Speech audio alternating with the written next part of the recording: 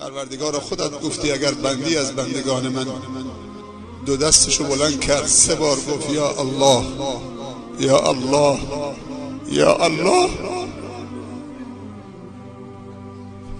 خودت گفتی من شرمم میاد که دست بندی که 3 بار بلند میکنه میگه یا الله یا الله یا الله اون دست خالی و صفر بر بگردونه.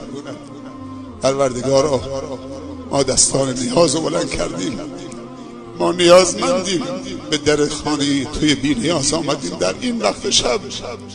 چیزی جز آمرزش گناهان، مغفرت، هدایت، رحمت، رضای تو پروردگارا، هدایت برای خودمون و کسانی که دوستشون داریم و فرزندانمون. پروردگارا ما را بندگان خالص و مخلص خودت قرار بده. پروردگارا این